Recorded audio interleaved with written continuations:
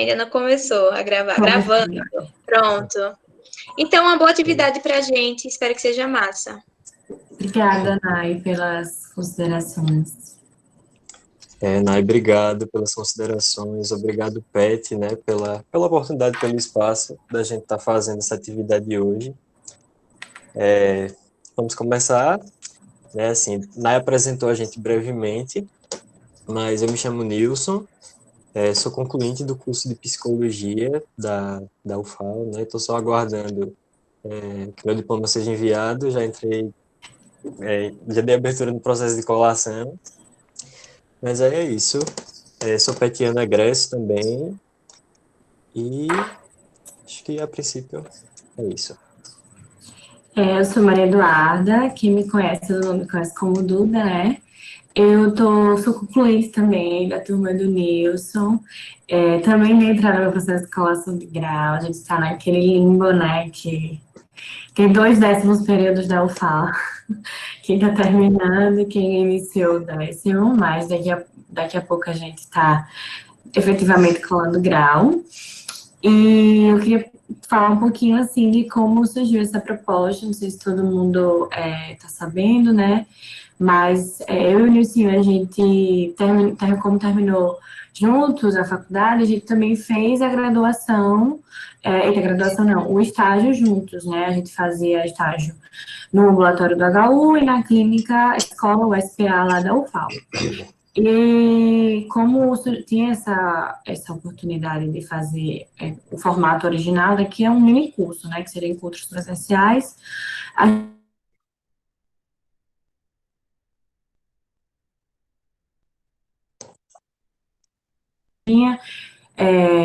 recebendo bastante na clínica, no HU, Ô, Duda, Oi? deu uma travada, uma parte do que você estava falando ficou cortada. E foi? Nossa, Foi. E agora, voltou? Voltou. Só podem avisando, viu? A tecnologia tem dessas. Mas a gente teve essa proposta, né, a partir do que estava vindo para a gente no estágio, pelo que a gente estava estudando, e a gente tinha formatado de outro jeito, aí veio a pandemia, enfim, mas a gente permaneceu na temática, por acreditar que é um tema que está muito presente, principalmente nesse momento que a gente está vivendo. Eu e o Nilson, a gente ainda não atua de forma profissional, por conta dessa questão do diploma, mas, com certeza, amanhã a Vanessa vai trazer bastante sobre a prática nesse momento, que ela é do HU, ela é psicóloga do HU, deve estar tendo bastante contato com esse tipo de situação agora, nesse momento. Então, eu e o Nilson, a gente tem uma proposta de trazer mesmo um diálogo, de uma concepção da teoria mesmo, pelo que a gente estudou, pelo que a gente pôde experienciar um pouco na clínica, no nosso estágio. E é um diálogo mesmo, assim, vocês fiquem muito à vontade também para perguntar, para trazer experiências, para trazer o que vocês sentirem necessidade, tá? A gente está aqui mesmo para fazer esse movimento de diálogo mesmo. Pronto, só complementando um pouco o que Duda falou, essa atividade ela surgiu também a partir de uma atividade que existe no planejamento do PET Psicologia, né? Como eu falei, eu sou petiano egresso e no nosso planejamento tem uma atividade que é referente aos minicursos, que são que estudantes que estão no final da graduação têm a possibilidade de ofertar um minicurso sobre uma temática de interesses, sendo do TCC, não necessariamente sendo a do TCC, e surgiu também a partir dessa proposta de atividade. E como ela falou, assim, a nossa proposta para hoje mesmo é dialogar um pouco sobre as nossas experiências, como Elizabeth Kubler-Ross, que é uma autora que a gente vai comentar um pouco, cita, para essa questão do luto, né, para lidar com as perdas, a gente tem que lidar profissionalmente com elas, a gente tem que passar a lidar pessoalmente com elas também, né, primeiramente. Aí a nossa proposta é que seja um espaço de diálogo para a gente dar um pontapé, assim, começar a falar sobre isso, porque ainda existe um tabu grande, né? Em relação a falar sobre perdas, falar sobre luto, falar sobre morte, falar sobre morrer. E é isto. A gente também quer pontuar, e já dando início à nossa discussão, que quando Freud, assim, a gente tomou como base também, uma das nossas bases foi a leitura de Freud, né, que pelo menos eu tenho mais contato com a psicanálise, a partir da leitura de que o luto também, ele não se constitui somente como a perda da morte em si, né, da perda seria uma perda de um objeto amado. O luto se constitui na nossa vida, o luto faz parte da nossa constituição psíquica, desde quando a gente é criança, que a gente se depara com os lutos na nossa vida, por exemplo, seja a perda do ideal infantil, a perda da nossa concepção dos nossos pais, aquela ideia cristalizada que a gente tem, que a gente se depara na adolescência. Todos esses lutos são lutos necessários para a nossa constituição psíquica e lutos que a gente se depara ao longo da nossa vida e que precisam também ser elaborados, né? Para que também, quando a gente se depare de fato com a morte, com o morrer, com a perda, assim, a perda, vamos dizer, material mesmo, física daquela pessoa, a gente consiga também ter esse trabalho elaborativo já minimamente constituído para que isso possa ser feito. O luto também, isso é algo muito básico, assim, muito, que dá muita base para nossa discussão, que ele é uma experiência completamente individual. Que a gente vai falar um pouco sobre fases do luto, a partir de concepções teóricas, alguns movimentos que são mais comuns e que são necessários, mas isso é uma experiência muito particular. Quando a gente se depara com uma pessoa em luto, seja por qualquer motivo, esse processo, são duas coisas que é muito importante a gente ter em mente, principalmente como profissional da saúde que vai lidar com esse tipo de luto, né? Que é a questão de que esse luto jamais pode ser apressado, né? Por exemplo, a gente pode encontrar na literatura, a gente vai falar de uma perspectiva mesmo da literatura por a nossa experiência prática, ainda não ter sido iniciada, de fato, né? Mas a gente pode encontrar muito na literatura pessoas que passam 10 anos, muitos anos sofrendo a perda de um ente querido, a perda de um emprego, a perda de um fim de um relacionamento, enfim, todos esses tipos de luto. E esse movimento jamais deve ser nem negligenciado, nem menosprezado, nem apressado, porque é um movimento totalmente individual, particular, e que cada pessoa tem o seu tempo de elaboração. E a gente, enquanto profissional da saúde, a gente vai falar um pouquinho mais disso na frente, deve ser acolhido esses sentimentos, deve ser respeitado, entendendo que também são sentimentos em movimento, que vão e voltam. Então, assim, às vezes uma pessoa num trabalho, digo, da clínica mesmo, né, da escuta clínica, ela apresenta um certo progresso nessa elaboração, e ela acaba, vamos dizer assim, regredindo, entre aspas, assim, né? Nesse processo, lidando com indo de encontro ao encontro, na verdade, dos sentimentos de perda, de culpa, que são sentimentos muito, muito comuns também. Então, é um processo contínuo, todo esse processo de elaboração é algo que, na verdade, não é contínuo, é algo em movimento, que vai e que volta. E assim, voltando um pouquinho para a questão das perdas, né? A própria psicanálise, de modo geral, ela considera que a perda ela tem um lugar central na origem da nossa própria condição humana. E assim, como o Duda pontuou, a perda não se refere apenas a essa perda pela morte, né? A gente passa por inúmeras perdas ao longo da nossa vida. A primeira dessas perdas é justamente no momento assim em que a gente nasce, né? A gente já nasce perdendo aquele ambiente acolhedor na barriga da nossa mãe, e a gente já acaba entrando numa situação de desamparo devido à nossa prematuridade, né? Porque o bebê humano, diferentemente do filhote de outras espécies, ele tem uma prematuridade que dura mais tempo, que acaba durando mais tempo. Só que, assim, essa perda do nascimento, ela é apenas a primeira das muitas perdas que a gente vivencia, né? Se a gente for elencar, talvez uma tentativa de uma ordem cronológica, assim, logo depois vem o desmame, que é uma perda que o bebê tem que lidar, que o bebê precisa tá elaborando mesmo. Depois disso, vem essa questão da própria inserção do terceiro elemento, né,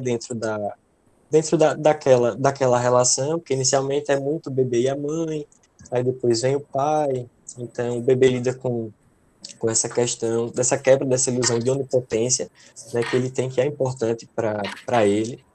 Depois disso, assim, a gente tem uma infância que vira adolescência, que depois vira vida adulta, que depois vira velhice, e nesse processo a gente vivencia inúmeras outras coisas também. A gente faz planos que não dão certo, esses planos eles acabam culminando numa perda, né? A gente tem amores, relacionamentos que começam, que terminam, que também acabam acarretando um processo de luto, e tem as mortes, propriamente de pessoas que nós amamos e que acarretam também é uma perda, né, que acarreta também no processo de luto. Pois é. E falando um pouco do trabalho clínico, o Winnicott, ele sempre pontua que o setting, né, terapêutico, o ambiente de análise, né, terapia, seria um ambiente em que, assim, de sustentação, né, em que a gente, enquanto psicólogo e psicóloga, a gente deve suportar tudo isso que vem para a gente. Então, assim, falando também de uma perspectiva da criança, né, que dependendo do grau de desenvolvimento e de conseguir se expressar mesmo, ela, quando chega para uma terapia, e ela tá no processo de luto, por exemplo, perdeu o pai, perdeu a mãe, perdeu um irmão, e ela não sabe como expressar isso, como falar. Pode ser como alguns textos que eu li, que ela chegue, assim, vamos dizer, quebrando tudo, assim, que ela não saiba se expressar, que ela age também de uma certa forma agressiva, que ela direciona essa raiva por esse momento, que também engloba a raiva, né? Como o Winnicott diz, o trabalho de uma mãe e de um pai é viver e não ir embora para uma criança, né? Então, quando a criança lida com isso, com a morte dessa pessoa que é o ambiente, que é tudo para ela, causa muita raiva também na criança, né? Então, ela pode direcionar essa raiva também para o analista, para o psicólogo, para a psicóloga, que está ali nesse momento com essa criança. Então, é muito comum também encontrar esse tipo de comportamento, esse tipo de ação mesmo dentro do setting terapêutico, né? Eu acho que eu estou me adiantando um pouco, estou indo mais para a parte da intervenção mesmo. Vamos voltar um pouquinho. Mas aí a gente volta um pouquinho. Então, como Duda está falando do Winnicott, né? Ele é um teórico da psicanálise, que ele teorizou bastante sobre esses momentos iniciais, assim, da vida, né? A teoria dele tem bastante sobre o bebê, sobre a teoria do amadurecimento emocional, que é a teoria dele, tem bastante sobre o bebê, sobre o amadurecimento do bebê, sobre a relação do bebê com a mãe, do bebê com o ambiente. E outro ponto, assim, que dessa teoria fala, né, já pegando um pouco o gancho, é de que, assim, e voltando também um pouco para o que estava sendo dito em relação à nossa prematuridade, né, enquanto condição humana, assim, o bebê humano, ele ser prematuro por mais tempo, ele demora mais para amadurecer que os outros. Que essa situação de prematuridade, ela revela um pouco sobre a nossa condição de dependência, né? A gente não vive sozinho, isso para bebês principalmente, mas a gente, quanto pessoas, adultas, ao longo do nosso processo de amadurecimento, a gente não vive sozinho. Só que aí, assim, nós precisamos, principalmente nesses momentos iniciais, né, isso falando a partir da teoria winnicottiana mesmo, de uma figura acolhedora, né, que nos acolha, que nos olhe, que nos cuide, para sobrevivermos inicialmente e posteriormente amadurecermos e podemos nos tornarmos sujeitos, né? E assim, vindo um pouco também para a questão do processo de luto em si, como foi pontuado pela Duda, né? A gente leu o Freud, assim, Freud ele tem um ensaio clássico sobre o tema, que é o luto, que é luto e melancolia. Que foi um grande pontapé para os estudos nesse sentido, né, pela psicanálise, só complementando. Isso aí é bem importante porque, assim, foi a partir dessa obra, Freud, ele apresentou o luto como um trabalho necessário, né? E isso, pelos estudos que eu vinha fazendo, foi um grande marco, assim, é bem importante para os estudos sobre a temática.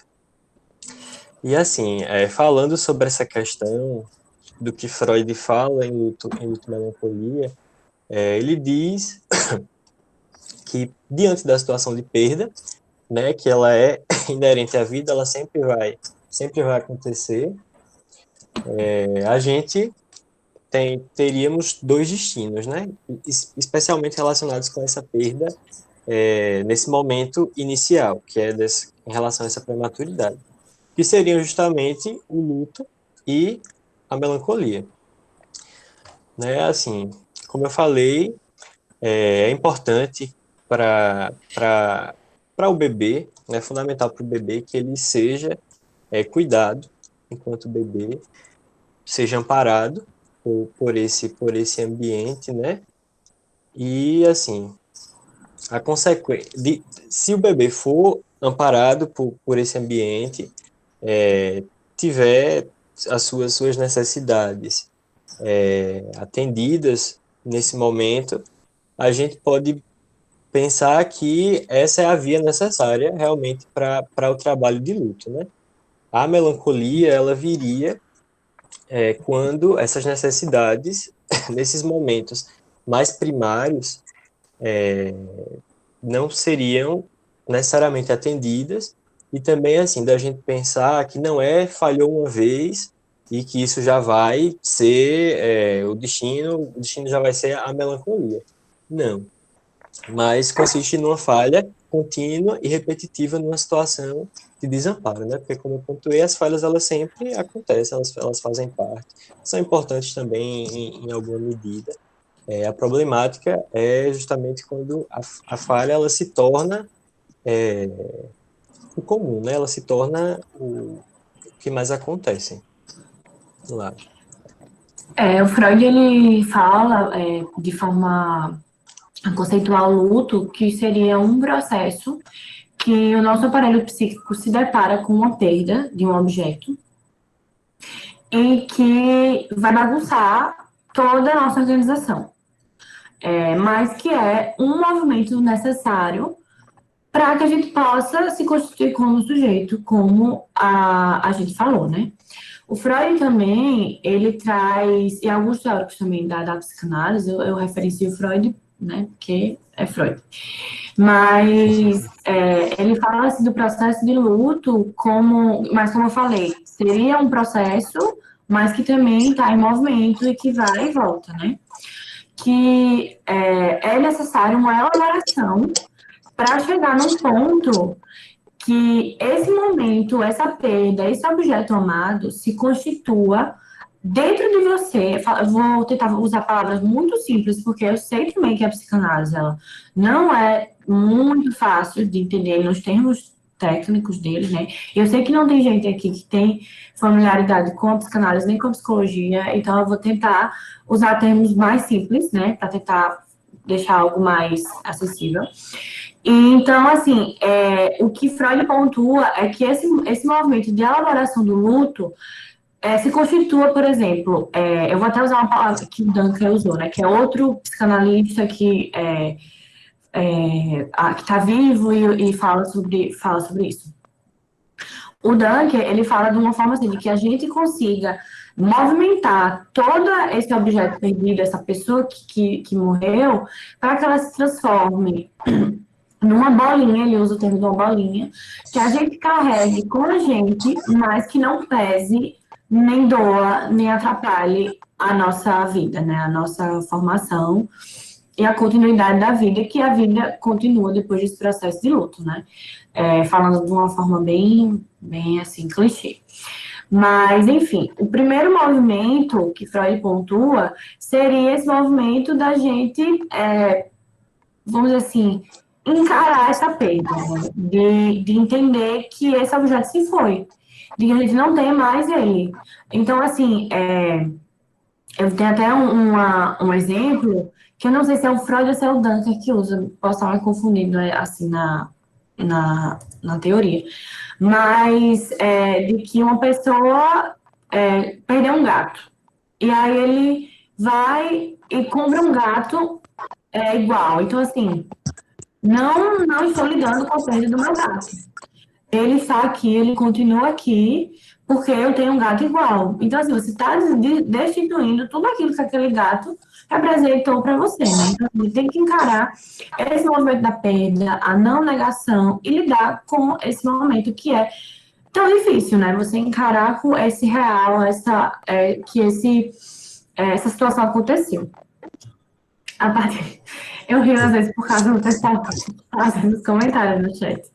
Enfim, então, esse segundo momento, depois de você se deparar com a perda, seria, então, um movimento que é muito comum, que é o movimento de ambivalência, que seriam dois sentimentos. Primeiro, o da culpa, que é muito comum, de tipo assim, a pessoa foi embora, mesmo que ela estivesse muito doente, assim, a pessoa foi embora porque ela não me quis, porque eu não cuidei direito dela, porque eu fiz algo de errado, porque eu não amei ela o suficientemente. Então, assim, a gente introjeta essa culpa por uma coisa que não é necessariamente culpa nossa, mas que a pessoa enlutada não vai ter esse discernimento, né, do que é real e do que não é. E ao mesmo tempo que isso acontece também o sentimento de raiva, né, que é muito comum.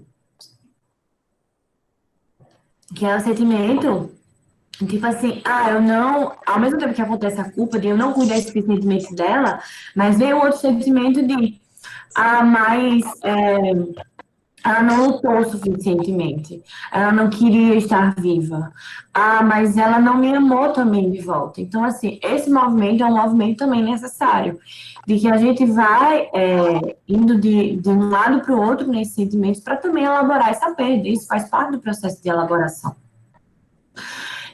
Depois também a gente começa a entrar ao encontro com outros tipos de perda, como eu falei anteriormente, de que a gente tem vários tipos de perda ao longo da vida e que também precisam ser elaborados para que quando a gente encontre essa perda maior, a gente tenha minimamente algo constituído para poder saber lidar com isso, né?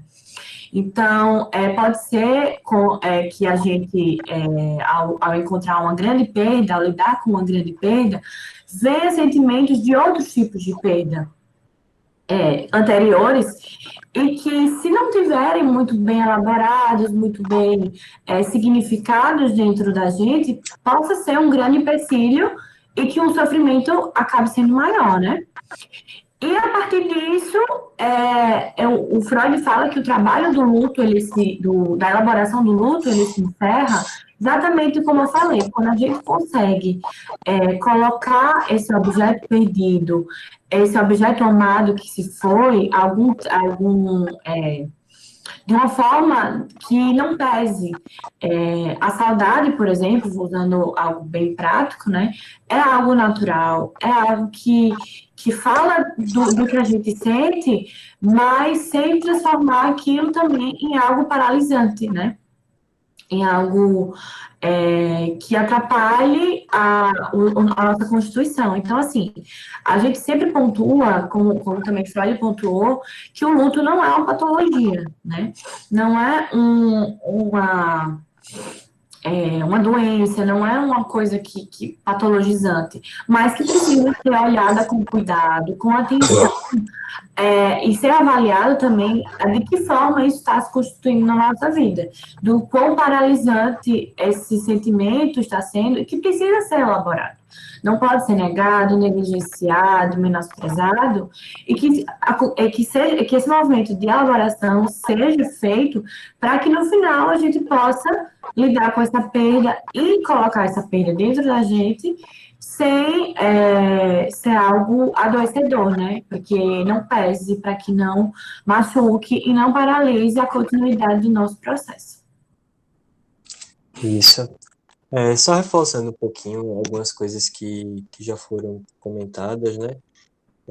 E acrescentando algumas novas também. O processo de luto, ele tem, por característica, assim, ser uma inibição, ser caracterizado por um movimento, assim, de uma inibição, de um retraimento, de uma diminuição de um interesse no mundo externo, de ser um momento que você acaba estando um pouco mais voltado para a perda, e que, como o Duda pontuou antes, é um processo lento, ele é um processo que é gradual, e é um processo que é necessário, né, para, enfim, ir rumo à elaboração, e que ele não deve ser patologizado, e a gente tem que tomar cuidado também no tipo de interferência que a gente faz durante esse processo, né? Freud, ele pontua isso no Luto e Melancolia, que é um processo que ele deve ser vivenciado sem interferência, porque essas interferências elas podem atrapalhar. E assim, sobre ser um processo lento, a gente até espera, né? Porque o nosso eu, ele tem uma certa dificuldade, assim, em se desligar de objetos, né? Isso, objetos psicanaliticamente falando, a gente tem essa dificuldade, assim, de se desligar de objetos de amor, por esses objetos de amor são vias conhecidas de prazer, né? Então tá aí o trabalho. Porque, talvez a explicação de por que seja difícil esse processo.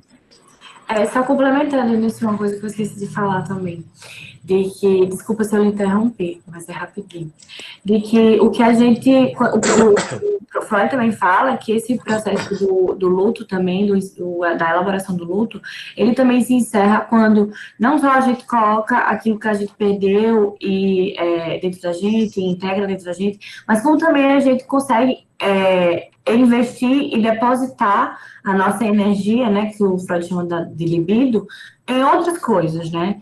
E, quando a gente consegue seguir mesmo esse movimento e conseguir colocar em outras coisas, em outros objetos, em outros processos, essa energia, né, que a gente depositava nesse objeto de amor, né? Que a gente consegue reorganizar a nossa vida, as nossas dinâmicas, por exemplo, dentro de uma família, quando alguém morre, né? Que a gente consegue organizar a dinâmica familiar, consegue se organizar também de uma forma individual, depois desse processo de luto. Esse processo de luto, a gente pode dizer que ele foi elaborado, que ele foi, eu não diria concluído, porque, como eu falei, não é uma estradinha que tem um começo, meio e fim, né? Mas que ele pode ser minimamente tido como elaborado, como concluído, quando a gente consegue investir isso em outras coisas, né? Por exemplo, e não só numa morte, né? Quando a gente perde um emprego, perde um amor, né? Termina um relacionamento, e a gente consegue investir essa energia em outras coisas. Pronto, acho que em relação a Freud era mais ou menos isso, né, Duda, que a gente estava... a Freud e psicanálise, né? A Até gente porque não Luto vai e Melancolia, entrar. ele não fala tanto de luto, ele fala mais de Isso. melancolia do que de luto, de fato. E não é nosso objetivo hoje falar sobre a melancolia, né? É um tema Isso. complexo, acho que precisaria do encontro só para falar dele. Continuando um pouco sobre, continuando a falar um pouco, né, sobre como o luto ele veio sendo aprendido teoricamente, digamos assim. Outra teórica que é bastante importante em relação ao luto é a Elizabeth Kubler-Ross. Ela é autora do livro Sobre a Morte e o Morrer, que também é um clássico no que se refere à temática. E assim, ela foi uma médica, né, psiquiatra, que ela realizou na década de 60 um seminário com esse mesmo nome, sobre a morte e o morrer. E nesse seminário ela entrevistou cerca de 200 pacientes que, que estavam, devido à gravidade dos seus adoecimentos, né, estavam próximos da morte. E a partir do que esses pacientes dela trouxeram, ela teorizou a respeito do processo de luto e concebeu esse processo a partir de 5 estágios característicos. Esses estágios, eles fazem a gente até pensar um pouco no que Duda trouxe, né, em relação a essas características do luto, mas aí eu vou pontuá-los também para a gente ficar conhecendo, né? E assim, relembrando que a gente está passando bem por cima das teorias, né? Os temas são. É uma temática complexa.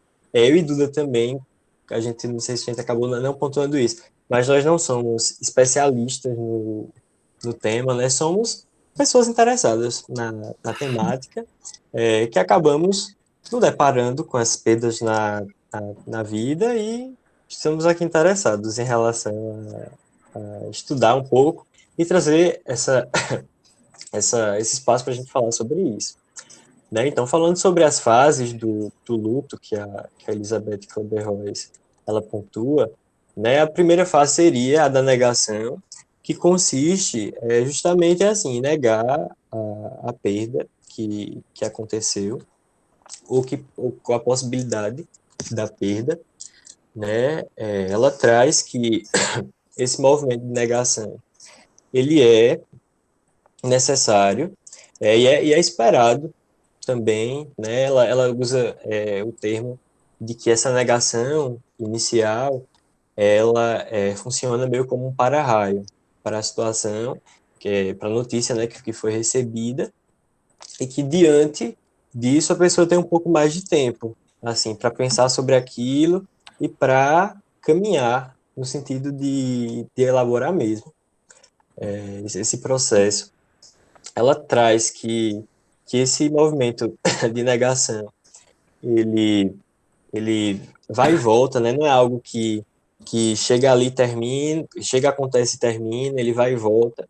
E assim, para a gente que está lidando com pessoa lutada, né? Seja um amigo, seja um paciente, isso no contexto profissional, é importante que a gente seja sensível a isso, assim, de saber que para aquela pessoa, em alguns momentos, vai ser necessário negar aquela perda que aconteceu, e que em outros momentos ela vai poder reconhecer essa perda, vai poder falar sobre isso, né? O que ela pontua é justamente da gente tomar cuidado, assim, de não querer forçar a pessoa, por exemplo, a encarar uma realidade. Porque se a pessoa não está encarando a realidade naquelas circunstâncias, talvez seja, muito provavelmente é mesmo, porque ela não tem recurso para isso. Então, a gente fica nesse sentido mesmo de estar acolhendo e, e é isso, é acolher, né? Acolher. Outro ponto que ela fala em relação à negação, que é importante a gente tomar cuidado no modo como a notícia ela é comunicada, né? Que ela traz que negações mais ansiosas elas acontecem a partir do momento que a notícia ela é falada bruscamente, E, enfim, isso, se a gente pegando como exemplo, às vezes o paciente não está preparado necessariamente para receber um diagnóstico, e aquilo é comunicado de uma maneira muito fria, e nesse sentido poderia ser que viesse a existir uma negação um pouco mais difícil, né, do que essa que é esperada.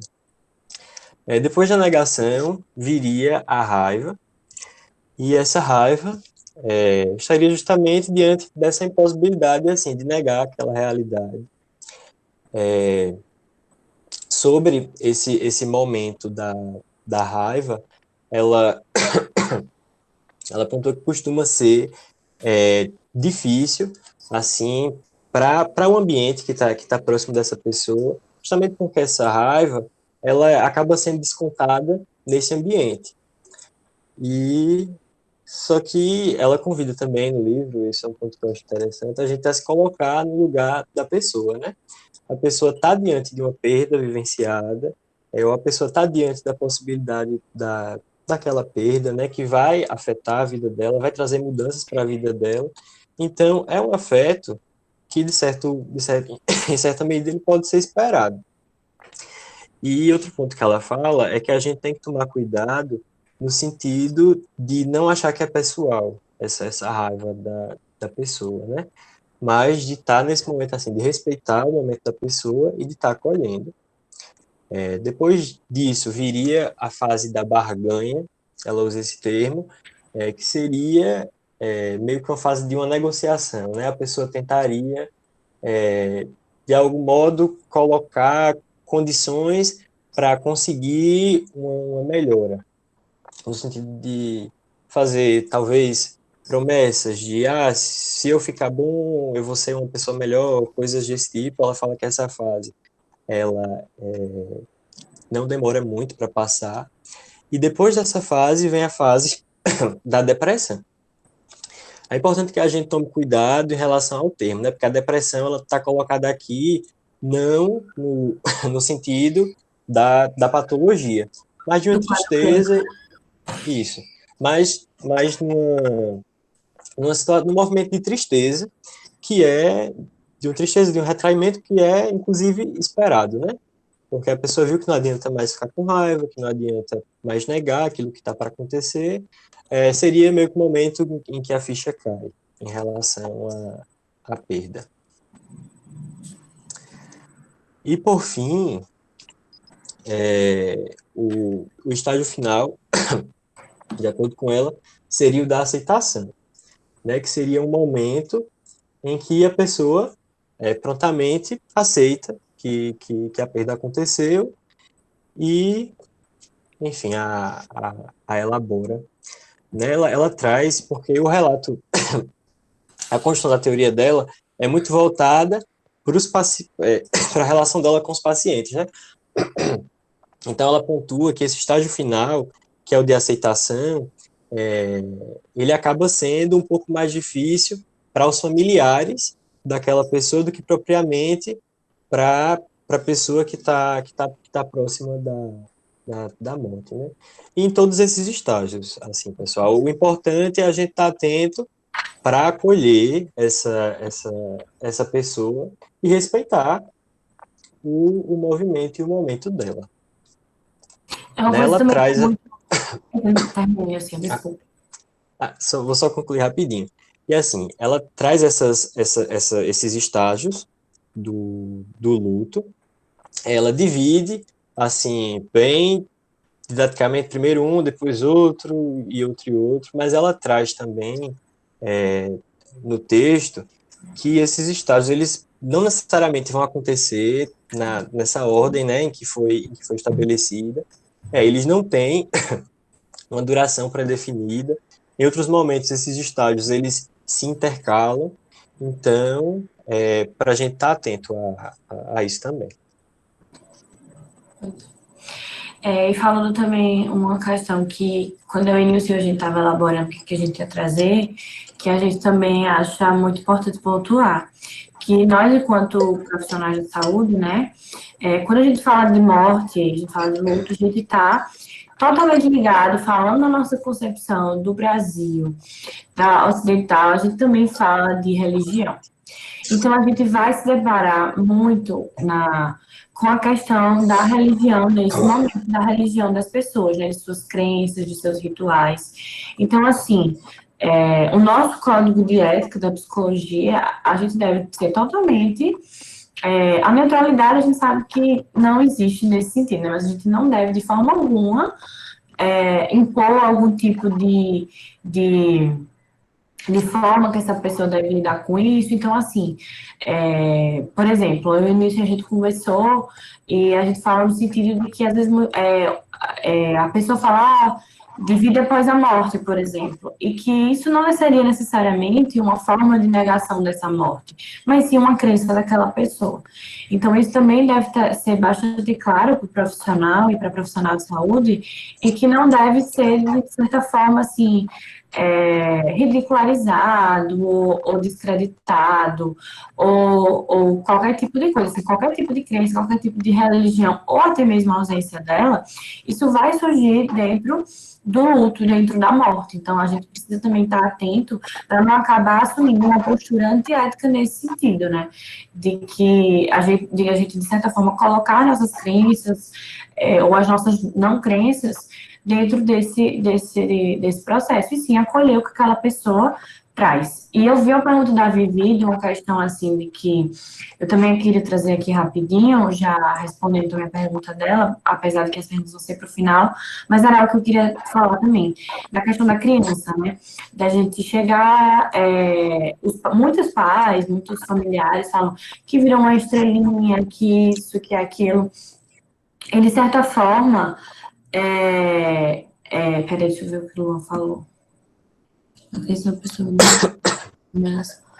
Então, o que eu quis dizer, Luan, é que, assim, de certa forma, para a gente não entender como essa crença, por exemplo, 100% como uma negação, entendeu? Às vezes é só uma crença da pessoa, para a gente não assumir essa postura assim, de acabar dizendo, de certa forma, o que aquela pessoa está sentindo, sabe? Uma postura de presunção, vamos dizer nesse sentido. Ficou claro? Qualquer coisa é só dizer. Sim, o que a Vivi falou, dos pais dizerem, virou uma estrelinha e tal. Então, eu, de certa forma, eu acho que é mais interessante a gente conversar com a criança de uma forma mais, não tão infantil, sabe? Dentro também, obviamente, da compreensão daquela criança, do que é morte e do que é o morrer, né? Acolher os sentimentos que ela tem, se a família tem algum tipo de religião, algum tipo de crença, mas eu acho que é muito importante a gente falar, assim, e a literatura também da psicologia com crianças pontua isso, assim, da gente conversar mesmo com essa criança vamos dizer assim, de igual para igual, sabe? E de explicar o que aconteceu, né? Porque, de certa forma, a gente acaba, quando a gente não explica para uma criança o que aconteceu, como, por exemplo, o contexto da pandemia, a gente abre espaço para essas fantasias, para essas imaginações do que a criança acha que está acontecendo, e isso também pode causar um tipo de sofrimento, né? Então, o diálogo, a explicação e o que aconteceu, sempre dentro do que a criança é capaz de entender e do que ela é capaz de compreender e entender do que é a morte que deve ser falada, e acolher também esses sentimentos que vêm dela, que às vezes podem ser também muito confusos por ela não estar entendendo o que está acontecendo. Eu acho que, assim, só complementando um pouco o que Duda falou, é de convidar a criança para fazer parte desse momento, né? É importante para ela também partilhar as angústias que ela está sentindo, por mais que os pais tenham um movimento de não dizer para a criança, né, de certo modo, achar que ela não tem recurso para lidar com isso, às vezes isso fala mais da angústia dos pais do que da angústia da própria criança, né? Então é importante que a gente esteja atento a isso, né? Que os pais estejam atentos a isso, que convidem, que façam, que tornem possível para a criança participar, desse momento. Porque mesmo que não seja dito nada para ela também, ela vai acabar pegando sinais de que alguma coisa mudou, de que alguma coisa aconteceu, e ela estando junto da família para lidar com essa perda que aconteceu, vai ser melhor para ela, né? Ela vai estar num contexto um pouco mais fortalecido. Pois é. O Rafa falou também, eu tô de olho no chat, mas eu sei que tem perguntas que ainda não foram respondidas, mas que serão respondidas. O Rafa falou da questão de termos recursos lúdicos para auxiliar nesse processo, já que a morte é uma concepção abstrata.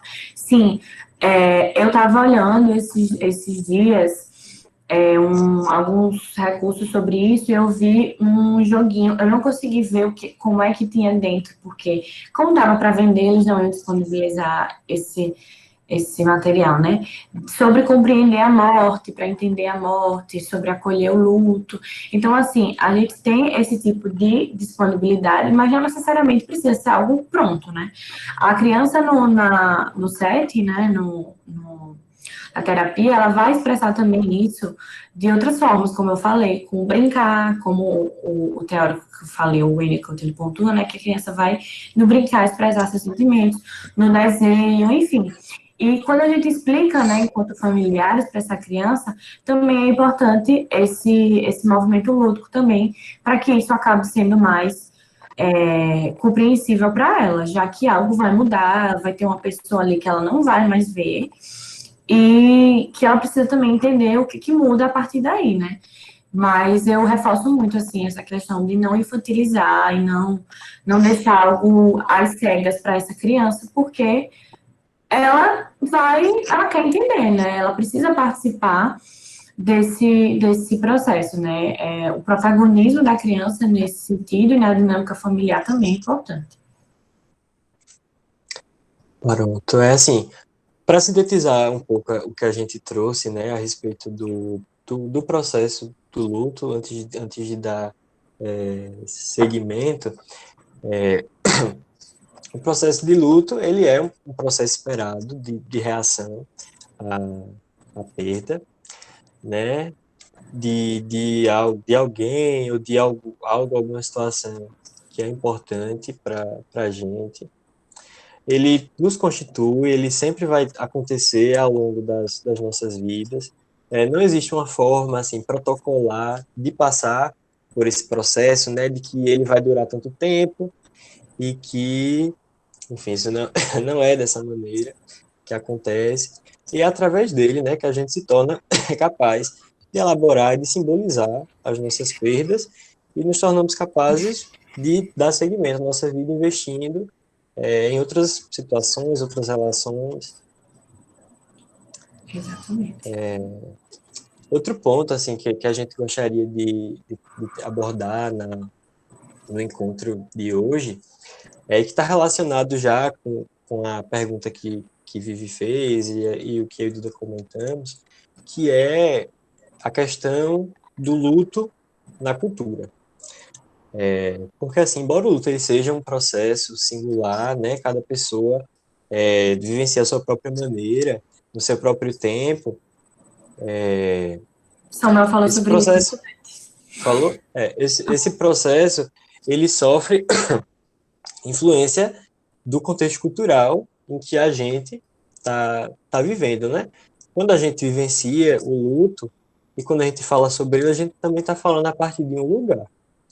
E assim, cada cultura tem formas específicas de lidar com as perdas, de lidar com a morte e com o morrer. Cada cultura também tem seus próprios rituais, tem seus próprios símbolos. E a sociedade, e cada sociedade também acaba manifestando regras próprias em relação regras entre aspas, né? Em relação ao processo de luto, né? Tem um texto que eu li desse livro aqui, não sei se dá para ver. A gente Vida, fala de Morte e cultura, a Luto. gente fala também de desigualdade também social, Isso. econômica, de recortes de classe, raça, tudo isso interfere no sentir e viver o luto. Sim, aí nesse livro tem um capítulo que fala especificamente sobre essa questão, assim, do luto vivenciado nesse contexto, né? E assim, existem, como eu estava falando, acabam existindo regras em relação a esse processo de luto, assim. A gente tem expectativas em relação a como é que vai ser esse processo, né? Em como é que vai ser esse processo, em como homens vão reagir a essa situação de perda, em como mulheres vão reagir a essa situação de perda, enquanto como crianças vão reagir a essa situação de perda, né? Por estar relacionado com o que estava trazendo assim, a gente constrói no nosso imaginário algumas características em relação a isso, né? De quanto tempo dura o processo de luto, quem pode se lutar em determinado contexto, quando pode, em quais contextos a pessoa vai poder expressar o pesar que ela vem sentindo, a maneira. E, assim, essa situação das expectativas sociais em relação ao processo de luto, elas podem ser um pouco complicadas para algumas pessoas. Quando essas pessoas não expressam o pesar da maneira como é esperado, relacionado com esses papéis, né? Nesse capítulo desse livro, que ela está falando sobre luto não autorizado, é o termo que a autora usa para falar sobre isso, ela fala que a desautorização do processo de luto, ela acaba gerando na pessoa que está sentindo um sentimento de inadequação, né, de não reconhecimento da expressão do pesar, e isso acaba sendo um fator complicador, realmente, no processo de luto. E deixa eu beber um pouquinho de água.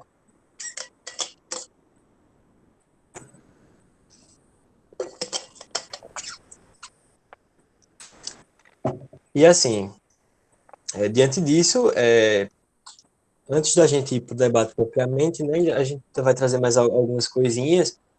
É só um convite, assim, para vocês pensarem em como é que vocês pensam mesmo o processo de luto, quais são as expectativas que vocês têm em relação a eles, né, quais são as características. E outro ponto que eu acho importante da gente situar é que, assim, nós, como foi falado, né, nós não somos indivíduos isolados, né, a gente está se constituindo sempre na relação com o outro, né, e a gente também não é descontextualizado do momento histórico, social e político em que a gente tá vivendo, né. Nós temos marcadores, todos nós temos marcadores sociais que atravessam a forma como a gente se relaciona com a vida. E se atravessa essa forma como a gente se relaciona com a vida, atravessa também o modo como a gente lida com essas perdas e com esses lutos. Né? E quando a gente fala sobre luto, é importante que a gente situe isso, como eu havia comentado anteriormente. E tendo o Brasil como contexto, é importante que a gente compreenda de que nós vivemos em um país grande, né, que ele é marcado por uma diversidade cultural também grande, e nesse sentido, eu faço uma provocação, assim, da gente pensar, isso até é uma provocação às próprias concepções teóricas, mesmo que a gente trouxe hoje, de que a gente às vezes parte do pressuposto de que a teoria que a gente utiliza, ela é universal, né, que ela se aplica para todas as pessoas e para todo mundo. E assim, não é exatamente dessa forma que acontece, né? Acaba sendo muitas vezes uma teoria eurocentrada e, por exemplo, para populações indígenas, que são pessoas que as populações indígenas, que, enfim, fazem parte do Brasil também, né? Embora, infelizmente, a gente vivencie essa questão da invisibilização dessas populações, talvez não se aplique. Então, é importante que a gente esteja atento a isso, a essas questões da diversidade cultural, ao lidar mesmo com essas questões do luto. E trazendo para o questão que a gente está vivendo, a questão da Covid, por exemplo, de como isso afeta de forma diferente cada pessoa e em cada contexto que vive, mesmo dentro do Brasil, que, enfim, é um país totalmente desigual nas suas várias facetas, né? Isso é outro ponto, assim, que o Brasil, além de ser muito diverso, ele tem essa característica da desigualdade social, né? E quando a gente fala de desigualdade social, não é apenas referente à questão de renda, né? Mas também a desigualdade de gênero e a desigualdade racial. Todos esses fatores estão presentes, assim. E outro ponto que a gente gostaria de trazer, assim, continuando um pouco sobre isso, né? Situando o Brasil também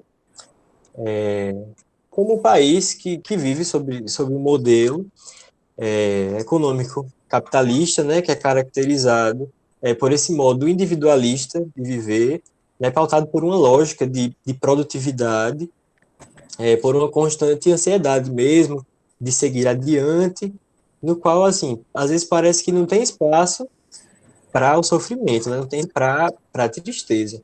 E o processo de luto, ele tem, ele tem justamente essa característica, assim, de um abatimento, de uma tristeza. E, assim, trazendo para esse contexto, né, em que a gente está vivendo, é um processo que ele carece de tempo em um momento histórico, social e político em que a gente diz que não tem tempo, né? Como é que fica, assim, para a gente lidar com o processo de luto nesse contexto? Né? Às vezes acaba complicando um pouco, e nesse sentido também que às vezes a gente tem um pouco de pressa, assim, em relação a elaborar esse processo de luto e de querer, às vezes, apressar a diminuição da tristeza, diminuição do abatimento.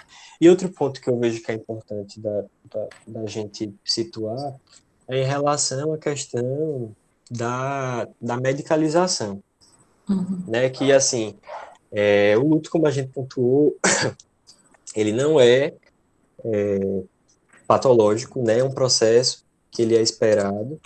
Existem, sim, casos em que o processo ele se torna mais complicado e precisa realmente de uma ajuda mais especializada, mas aí a gente tem que tomar cuidado também em relação a essa patologização, que não é só do luto, né? A gente vive no contexto de uma patologização da vida mesmo, e da gente estar atento a isso. Assim. Exatamente. É que quando a gente entra nessa lógica da produtividade, como o Nilson falou, não se dá espaço, não se dá tempo e não se dá condições para que isso seja elaborado, né? Como a gente falou, é um processo que cada um tem o seu tempo. Então, quando o Nilson estava falando, eu pensei assim, a questão do... Quando você pede uma mãe, um pai, um filho, tem alguns tipos de grau, assim, você tem 7 dias de uma forma garantida aqui no Brasil, eu acho que chama licença, eu não sei exatamente o nome, né? Que é dado de forma burocrática, para você resolver as burocracias que envolve o falecimento daquela pessoa, né? E tudo aquilo que vem depois, que ainda é outra coisa que você precisa lidar quando você perde alguém. E assim, a gente pensa, 7 dias é suficiente, depois a pessoa vai precisar voltar a trabalhar. Assim, é algo que é dimensionado, mas que não tem uma dimensão, né? Que não não tem um tempo para a gente lidar com isso, sabe? Só que a gente é pressionado a voltar para trabalhar, para essa lógica da produtividade, né? E não há espaço para eu sofrer. Então, assim, por exemplo, uma pessoa que perdeu alguém 10 anos depois ainda chora, ainda sofre, e a outra pessoa diz, você ainda chora por isso, você ainda fica mal por isso, mas e o tempo? É algo, é uma fórmula? Não é, sabe? Então, assim, é algo também que a gente precisa pensar e ter muito cuidado para não acabar, de certa forma, impondo na nossa prática, né? Porque a gente não sabe como é que isso está sendo para aquela pessoa. E também a gente assumir esse lugar do não saber. Não só como profissional também, mas de alguém que lida com alguém que perdeu um familiar, né? De não dizer, eu sei o que você está sentindo, ele está num lugar melhor, sabe? Porque às vezes a gente recorre a esse tipo de coisa para poder, né, de uma certa forma, confortar.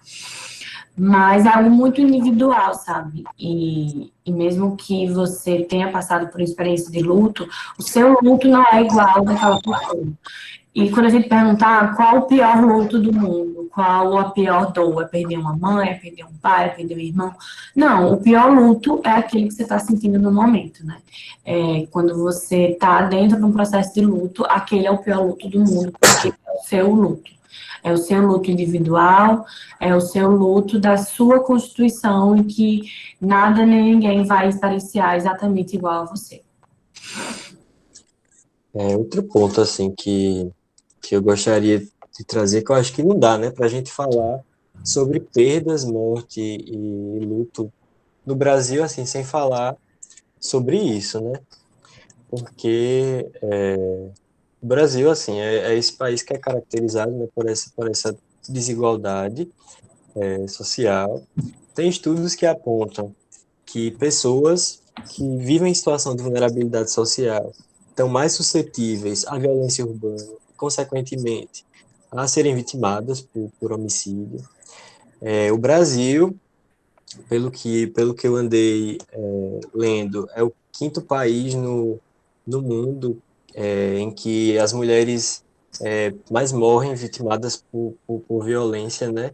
Então, existem as perdas e as mortes, elas estão acontecendo, e elas são atravessadas por esses fatores que, de, de, de gênero também e de raça também, né? Quando a gente vê que 75%, isso é outra pesquisa que eu estava vendo, das pessoas vitimadas por homicídio são pessoas negras e jovens negros, de periferia principalmente, A né? Então, necropolítica, né? isso. Aí é importante a gente estar atento a esses aspectos também, Uhum. a gente pensar de que modo é que a gente tem lidado com essas perdas e com essas mortes, né? A gente tem se implicado com essa realidade, principalmente assim, as mortes de jovens negros e de periferia também, muitas vezes acabam acontecendo pelo próprio Estado. Então, assim, é importante da gente estar atento a isso e tá reivindicando também algumas coisas, né? É importante, assim, da gente tá envolvido com essas questões. Uhum. E e nesse sentido também, da gente estar atento a esses familiares, né? Dessas pessoas que são vitimadas, seja por feminicídio, ou seja, o assassinato pelo racismo mesmo, né? A gente pensar de que modo é que a gente pensa essas questões, de que modo é que a gente está acolhendo as pessoas que chegam aos serviços, trazendo relatos sobre essas questões. É importante a gente estar atento realmente e ser cuidadoso nesse sentido. Sim. Nilson, quer falar mais alguma coisa? A gente pode abrir para discussão, 8h20. O que Então, você poxa, acha? então, assim, a gente acabou situando brevemente um pouco sobre isso do em relação ao Covid, né? Isso foi outra coisa que a gente tinha pensado em trazer. E que essa experiência do Covid, a gente meio que tem vivenciado uma espécie de luto coletivo, né, devido a essa situação, né, todo mundo foi atravessado pelas perdas acarretadas pela situação da pandemia, né, mais uma vez, assim, algumas pessoas foram mais afetadas do que outras, né, as pesquisas apontam isso também, que pessoas em situação de vulnerabilidade social são as que mais estão morrendo em relação ao vírus. Os casos de denúncias de violência contra a mulher também aumentaram, né, nesse período de pandemia, então para a gente estar atento a isso realmente. As perdas financeiras também são, né, outras, perdas exatamente, os econômicas, próprios, né, são as pessoas que mais sofrem, são as pessoas que têm menos recursos, né, nesse momento que a gente está vivendo. os próprios rituais, eles foram prejudicados nesse momento, né, rituais que são importantes para a elaboração do luto. E, assim, essa é uma experiência que a gente tem vivenciado a nível global, né? Mas aí, eu estava no Instagram alguns dias atrás e eu vi a publicação de um amigo que é da psicologia, também da UFAL, que ele foi no bairro do Pinheiro. Esses dias ele tirou algumas fotos, e nessas fotos, assim, tinham relatos das pessoas que tiveram que deixar suas casas, né?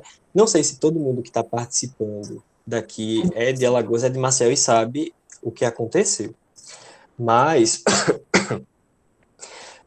aqui em Alagoas, né, mais precisamente em Maceió, em 2018 começaram a surgir umas rachaduras em algumas casas. E ano passado a situação ela começou a se agravar, isso em alguns bairros, né, com surgimento de buracos.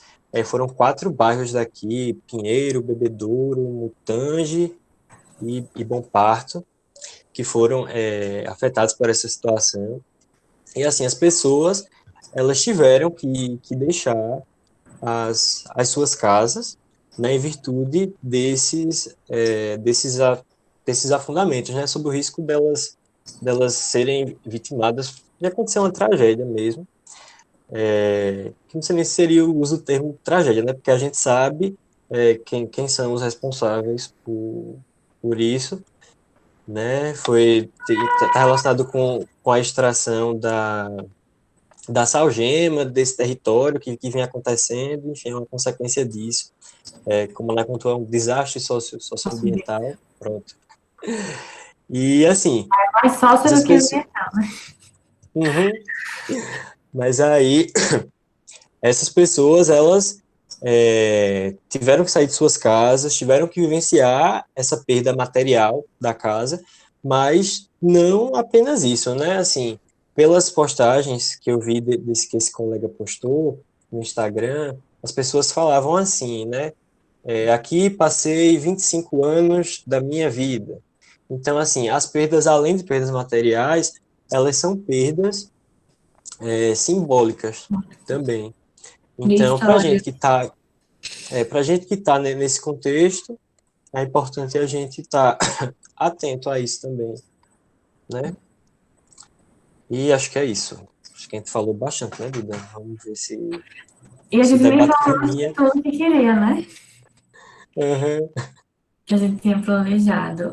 Isso a Pietra tá falando, pois é, ali, falando uma perspectiva individual, assim, minha mãe morou a vida inteira no Pinheiro, né? E foi muitas histórias que ela e que tantas outras pessoas tinham naquele lugar. É um dos bairros mais antigos de Maceió. Não só o Pinheiro, né? O Mutange e outros bairros também que estão nesse processo. Eu não sei dizer exatamente todos, mas eu sei que o Pinheiro, o Mutange e outros ali, Bebedouro também, eu acho, ao redor, que são bairros antigos de Maceió. A Nai está dizendo no chat, que são bairros antigos de Maceió e que carregam muitas histórias, né? Muito Bom Parto também, pessoas que viveram ali durante anos e que estão lidando também com esse processo de luto, que vai muito além da perda material, né? E o que tanto a empresa responsável, quanto, ou eu não sei se o governo também está dando algum tipo de assistência, se só a empresa, dar para essas pessoas é muito pouco diante de tudo que está acontecendo, né? São reparações, são sofrimentos psíquicos, perdas materiais e lutos que estão acontecendo nesse momento, além da Covid e de tudo que está acontecendo, né? Então, é isso. Acho que a gente vai abrir para perguntas, para discussões. Ô, Duda, ô Nilson, durante a conversa, né, teve algumas perguntas no chat, e aí teve duas delas que não foram respondidas na fala de vocês. Aí eu acharia massa a gente ler elas primeiro, Tá bom, e aí depois a gente pode abrir para Beleza, outras. Pode ser? tá bom. pode. E se alguém Pronto. também não se sentir contemplado com o que a gente respondeu da pergunta, repete a pergunta, não tem problema não. Pronto, tá certo. Então, eu posso ler a primeira, né? Pronto, a primeira é da Aline. Aí ela pergunta quais as consequências que podem ser geradas quando alguém apenas escolhe, entre muitas aspas, se é que isso é possível, não lidar com o luto. Querem que eu repita? Acho que não precisa. Eu acho que eu entendi também a pergunta. Assim, a consequência é que se você não lida com o luto no momento que ele vem, ele não vai deixar de. Ele vai precisar, é um trabalho que vai precisar ser feito em algum momento, né? Então, assim, se você nega ele durante um tempo que não é aquele tempo que, de certo modo, é esperado, né? Porque, assim, a negação é uma das reações que fazem parte. Se ela destoa um pouco e começa a atrapalhar a vida daquela pessoa, é aí onde entra essa questão da, da gente prezar ficar mais atento realmente. Mas, assim, quando a gente não elabora, não lida com algumas questões, o corpo às vezes somatiza isso de outra maneira, né? A psicanálise traz uma contribuição nesse, nesse sentido. O Rafa falou algo muito certeiro. Escolher não lidar já é lidar, né? Já é um processo Sim. disso. E como eu falei também, de uma perspectiva da psicanálise também, que quando a gente não elabora esse luto e não lida com esse luto, de certa forma, a gente também vai continuar, assim, isso vai perpetuar, conjuntando com outros lutos, até o momento que, vamos dizer assim, isso vai pesar, né? Isso vai exigir uma elaboração. Então, mas isso tudo é um processo muito individual e que a gente precisa também estar atento.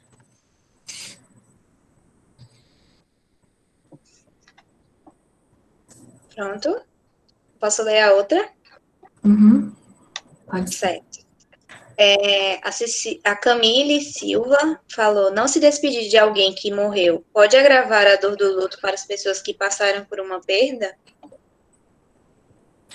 Eu tenho lido bastante coisas sobre a questão do Covid, né, que atrapalhou muito esses rituais, como o velório, os rituais que a gente tem aqui no Brasil, né, e que isso acabou não sendo possível. E, assim, eu lembro que quando eu vi que teve um velório que aconteceu por ligação de vídeo, né, eu lembro que eu fiquei muito chocada, eu fiquei, caramba, isso aconteceu, né, que coisa estranha, mas assim, o ritual, ele acaba sendo uma forma importante da gente lidar com essa perda, né?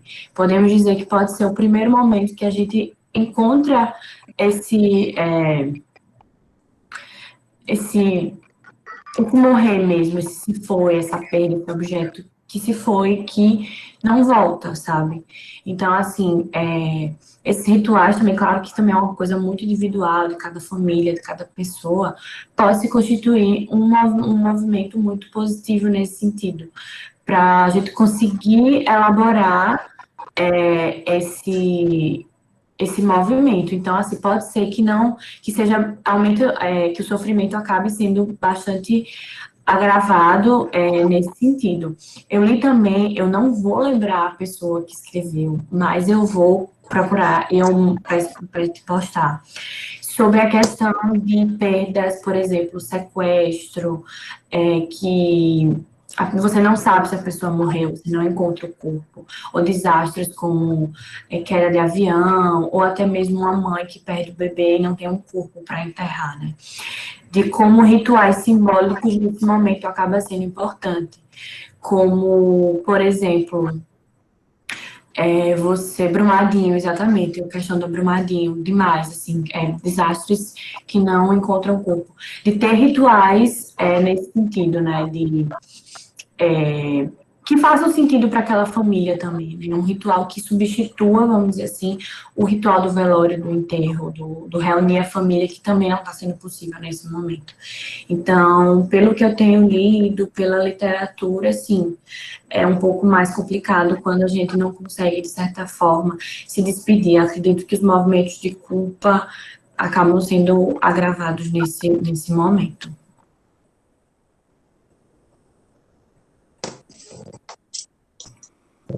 Complementar alguma coisa nesse ano? Eu estou contemplado, Duda, pela sua resposta. Só queria, assim, ressaltar outro aspecto em relação a esses rituais, né?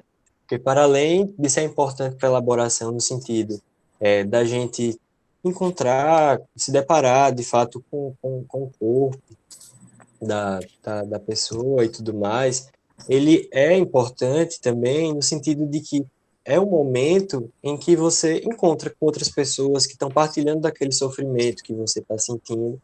Então, é um espaço de fortalecimento também, né? Esse momento dos rituais do enterro e outros rituais também.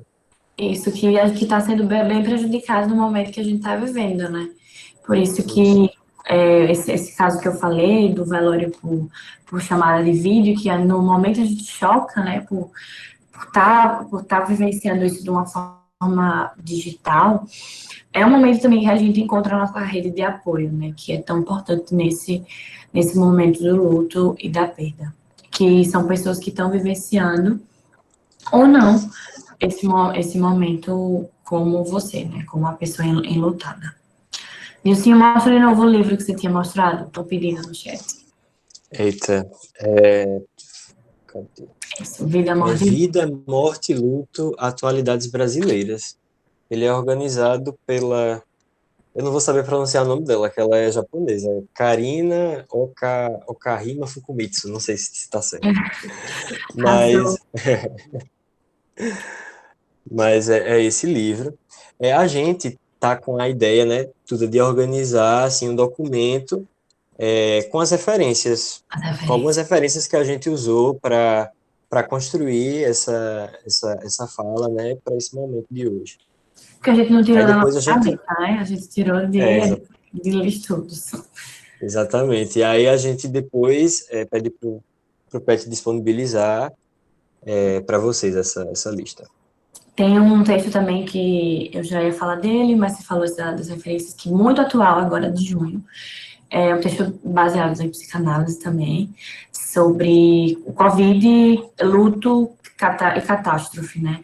E como isso está sendo repercutido dentro da psicanálise, das psicoterapias, enfim.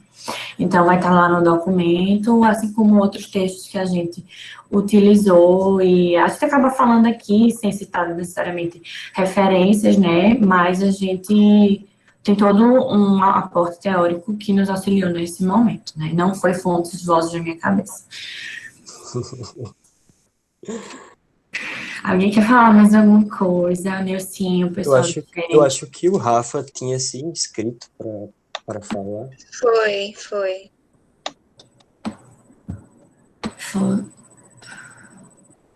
Rafa, vai que é tua.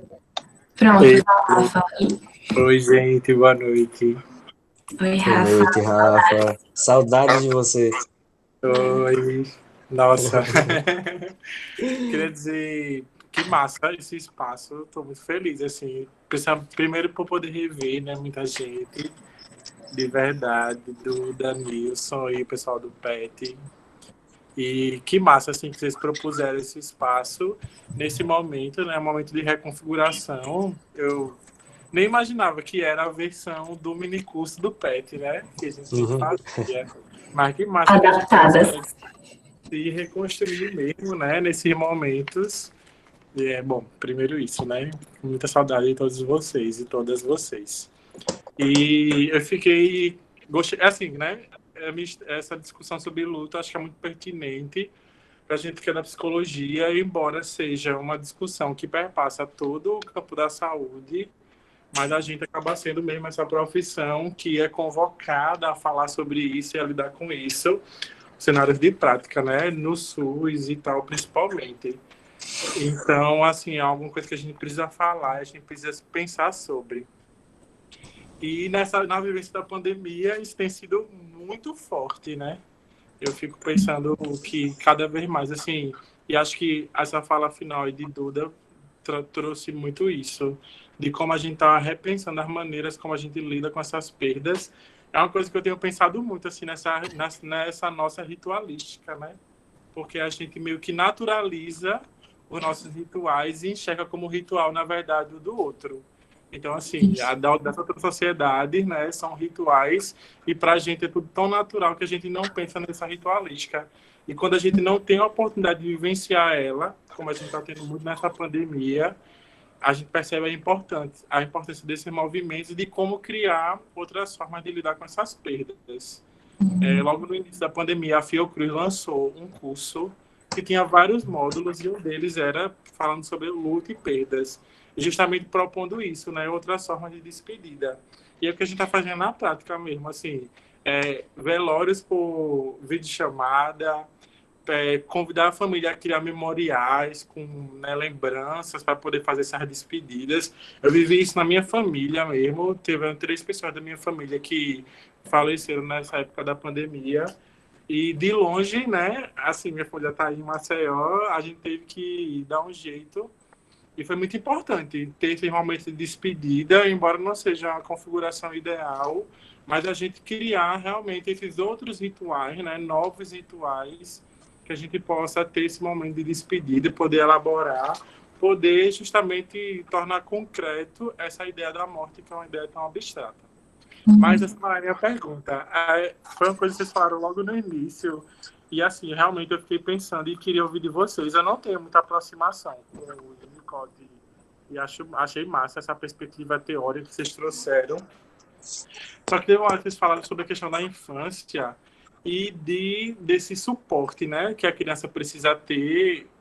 Bom, a criança, a questão do que ela está ali para essa proteção, e que esse suporte ele iria dar assim, subsídio para a criança lidar, veja se eu entendi errado, viu? Com essas perdas, né? Aí eu fiquei pensando em contextos, por exemplo, que a gente vive, como vocês trouxeram, num país bem desigual. Então, quando a gente vai lidar, por exemplo, com populações que são atendidas nos CRAs, nos CREAS, principalmente, quando já tem rompimento, né, das relações familiares, como é que a gente lida com essas crianças? Que elas não têm acesso, né, assim, a esse modelo de família. Muitas delas são privadas dessa relação familiar, dessa relação de cuidado. Muitas delas vêm de contextos de violência, de abuso, de abandono. E aí, se a gente pensa esse modelo teórico, né, do suporte, do cuidado, como é que a gente está pensando isso nesses contextos sociais que são uma grande realidade, né, enfim, no nosso país? Era essa a minha dúvida. Perfeito, Rafa, perfeito, assim. Eu sempre gosto de pontuar como que quando a gente fala de psicanálise, quando a gente fala de teoria, a gente vem de uma perspectiva europeia, branca,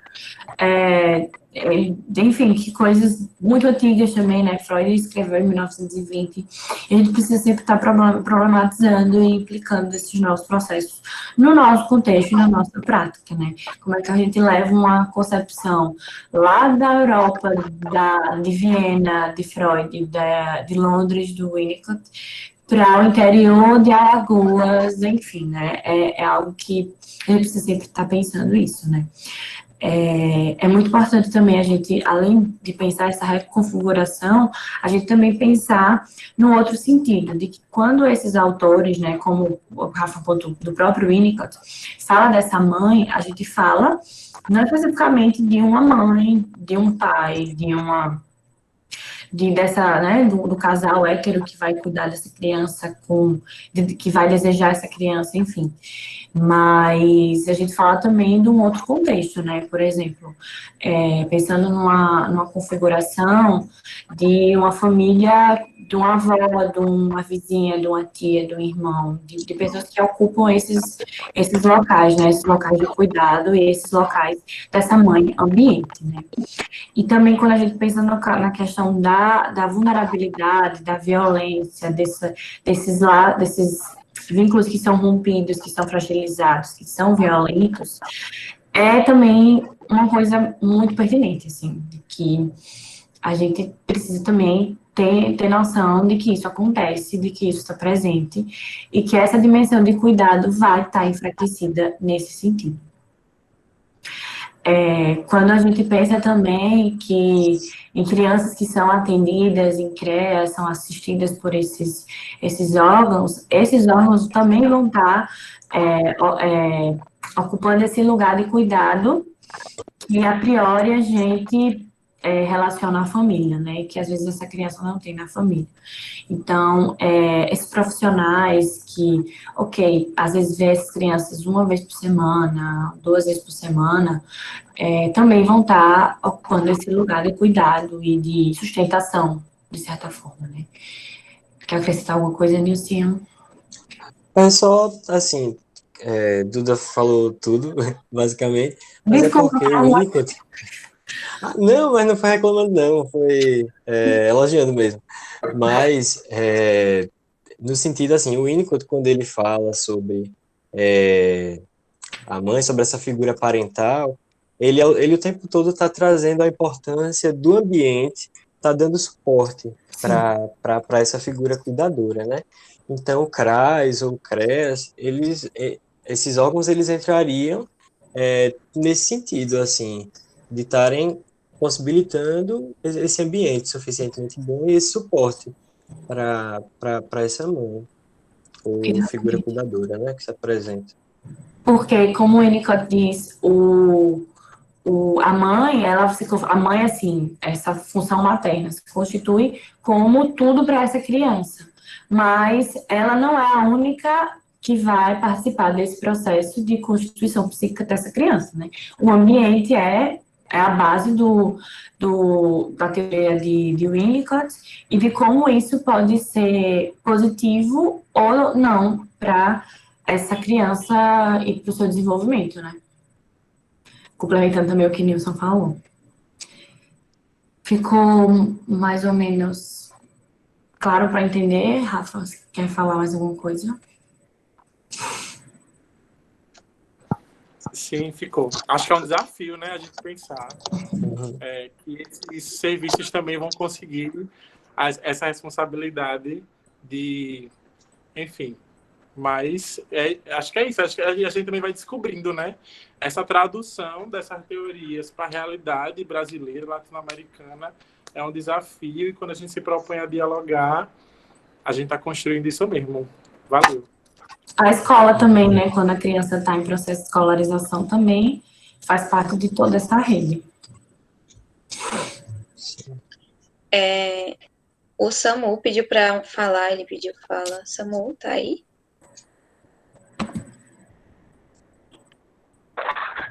Tô aqui. Oi, gente, boa noite. Oi, Samu. Amigo, boa noite. Saudade de você. Ai, saudade de vocês também. Eu tava pensando aqui quando vocês estavam falando e eu não sei. Enfim, mas eu acho que é também para trazer para nos provocar e pensar um pouquinho. Primeiro eu queria falar sobre a questão que o Rafa também trouxe, vocês estavam falando, fazendo um link com o momento que a gente teve do Escutas Descolonizadas, que a gente discutiu um filme, que foi o ódio que você semeia. eu tinha falado basicamente sobre isso, que às vezes nós, a gente da negritude, a gente tem que enfrentar o luto como forma de encontrar forças para ganhar, para ganhar outras coisas, assim. O maior exemplo disso é o George Floyd, né, e a morte dele motivou e movimenta com que a gente tenha força para lutar pelo básico que a gente acaba não tendo, por essa necropolítica que Duda falou. Mas pulando, que eu ia fazer uma pergunta desde o começo que eu estava pensando sobre isso, é que Duda até tocou no assunto. Quando um objeto é colocado no lugar do outro que foi perdido, e aí a pessoa não consegue elaborar esse luto, é um exemplo de que a pessoa não elaborou esse luto, né? Substituiu por algo parecido e tudo mais. E aí eu queria saber de vocês, como é que vocês pensam a partir da pessoa que foi colocada naquele lugar. Por exemplo, vamos dizer que uma pessoa foi colocada no lugar de um filho que foi perdido, ou um irmão que foi perdido, e aí essa pessoa que chega na clínica para vocês, não a pessoa que substituiu ela por ele. Deixa eu também para entender. Mas a pessoa que foi colocada naquele lugar de objeto, como lidar com isso? Se o sofrimento se esse sofrimento vem na fala da pessoa e tal, como é que vocês pensariam esse manejo? A nova pessoa, você quer dizer? Oi? Você quer dizer na perspectiva da nova pessoa, a pessoa que foi colocada naquele lugar? Sim, da pessoa que foi colocada enquanto objeto do luto. Samuel, eu confesso que eu não entendi muito bem a tua pergunta. Eu também não entendi muito bem, não, mas tipo, seria no sentido de que, assim, uma pessoa perdeu alguém, esse alguém, uma pessoa perdeu alguém. Essa pessoa que perdeu alguém, ela meio que está projetando, entre aspas, esses afetos em outra pessoa, e essa outra pessoa vai na terapia atrás. É isso? Isso. Uhum. Eu tô intrigada Amiga, eu aqui. acho. O quê? Eu tô intrigada aqui, tô pensando sobre isso. Fala, assim. Eu estou pensando sobre isso também. Mas penso que a princípio, assim, é acolher essa pessoa, escutar mesmo o que ela tem para falar sobre isso, né? Porque se ela leva isso para terapia, isso, de certo modo, está tornando ela angustiada, assim. Se a intervenção ela vai ser com esse terceiro, eu só consigo pensar nesse sentido mesmo, assim, de escutar, né, já que essa questão dessa má elaboração desse luto seria algo da pessoa que está projetando e ela não foi atrás da terapia, por exemplo, né, pensando assim. Foi o que eu pensei, mas eu fiquei intrigado também com a questão. Eu também penso nesse sentido, Samu, realmente do acolhimento dessas emoções, de como isso está sendo para essa pessoa, né? Porque, pronto, a Nai falou de que a menina nasce para suprir a necessidade da irmã. Tem aquele filme, né, que uma filha é gerada para poder doar um material para a cura da doença dessa irmã que já é nascida, né? Que peso você nascer com uma missão de salvar a sua irmã, né? E se você não tem esse material genético compatível, quantas expectativas que foram depositadas e não foram correspondidas, né? Então, claramente é um processo de sofrimento para essa pessoa que foi colocada nesse lugar, não só nesse sentido, mas em todos esses outros sentidos, né? Eu penso também numa questão de uma pessoa que se relaciona com outra para poder suprir um término que você não conseguiu elaborar, e aí você coloca essa outra pessoa, sendo que não é essa pessoa que você quer, enfim. A gente consegue pensar em vários movimentos, né? Então, eu acho que é muito isso que o Nilson falou, assim como não existe uma fórmula pronta para a gente lidar com o luto, também não existe uma fórmula pronta para a gente lidar com o sofrimento que vem para a gente na clínica, né? Então, é todo um acolhimento mesmo desses sentimentos. E também é importante que essa pessoa que está colocando um outro objeto no lugar desse objeto desse objeto que foi perdido, que ela também entre num processo de psicoterapia, de análise, para poder conseguir elaborar essas questões que claramente estão sendo negadas e estão sendo negligenciadas, né? Eu penso nesse sentido também, sabe?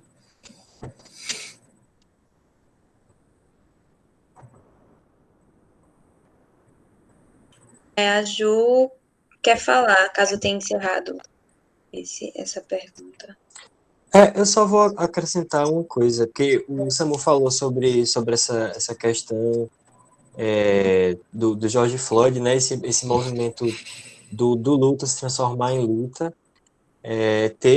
Eu encontrei, não cheguei a concluir a leitura dessa dissertação, mas é uma dissertação de mestrado de Josimeire Ferreira Andrade, que ela é do luto à luta, análise das narrativas de mulheres negras sobre violência policial. Aí acho que pode ser interessante assim de colocar também na bibliografia, né? Para ter esse referencial. Legal. E pessoal que está assistindo, se vocês quiserem algum tipo de bibliografia, alguma indicação, vocês podem falar com a gente, viu? O Pet, ele disponibilizou nosso Instagram, no Instagram deles, então vocês podem chamar a gente lá no direct. Eu posso também colocar meu e-mail, Nilcinho também, se puder, se vocês quiserem alguma indicação de leitura que a gente leu, ou que não... Ou também não se sentirem à vontade de fazer alguma pergunta agora, eu também estou à disposição, se vocês quiserem. Vou colocar meu e-mail no chat aqui.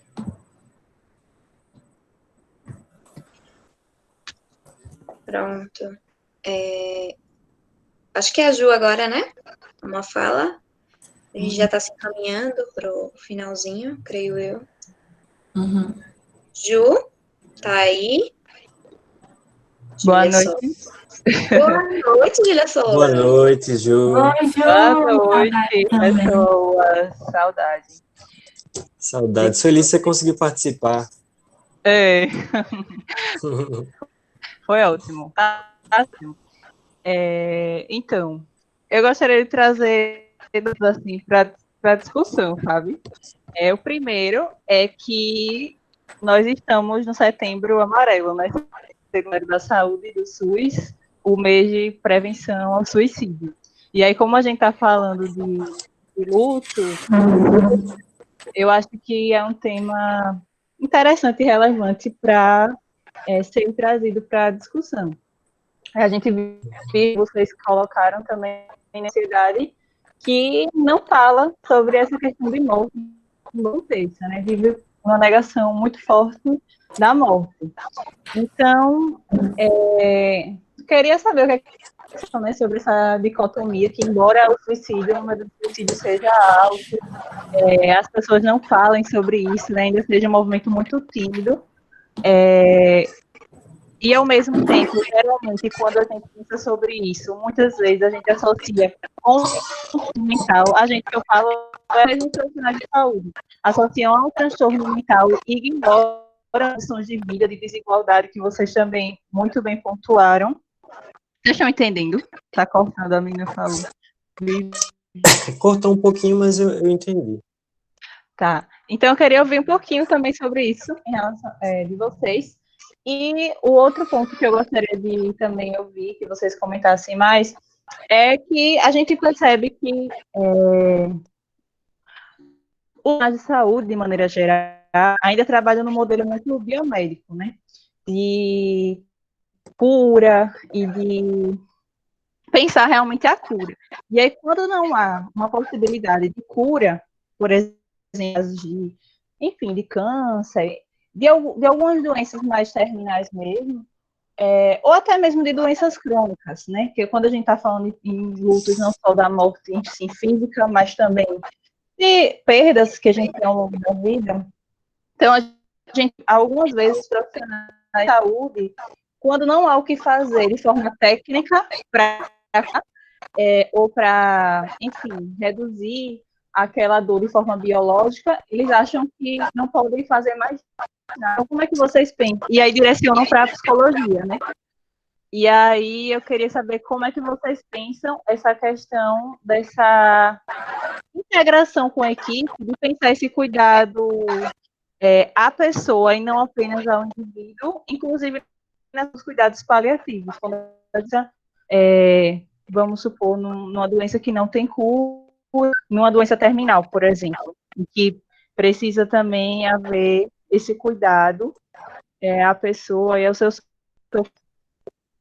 São essas as pontuações e perguntas, enfim, como puderem chamar.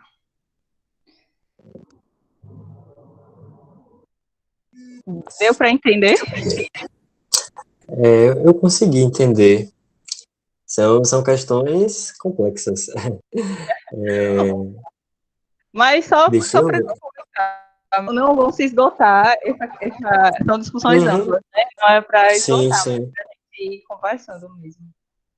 sim. Eu vou comentar logo sobre essa questão desse modelo biomédico, né, que acaba centrando na doença, não na pessoa, e nessa preocupação que existe em curar e não em cuidar. Essa é uma discussão que a Elizabeth Kubler-Ross ela faz no livro sobre a morte e o morrer. Eu achei bem interessante assim, porque é algo que aparentemente é uma questão que ainda é recente, mas era algo que ela já pautava na década de 60, 1967, que foi quando ela publicou esse livro. E assim, da importância mesmo, penso, da gente ter, ter espaços de formação e de educação e saúde para falar sobre humanização, né? A gente tem uma política que fala sobre essa questão, e penso eu que para a resolução dessa questão na equipe, não existe outra via que não a do diálogo, né? Para sensibilizar esses profissionais diante dessas temáticas. E assim, sobre o cuidado, uma coisa que ela fala nesse livro é que para cura existem limitações, né? Mas para o cuidado não existem limitações. Então, sempre há o que se fazer para a pessoa que está gravemente adoecida, né? Os cuidados paliativos desenvolvem um trabalho muito importante nesse sentido. E é isso, assim, sempre tem o que fazer, né? Nem que seja escutar aquela pessoa, nem que seja segurar a mão dela no momento difícil, ou só estar com ela em presença. A gente sempre tem o que fazer. Não sei se respondi a questão, mas foi isso que tu colocou, Ju, me fez pensar.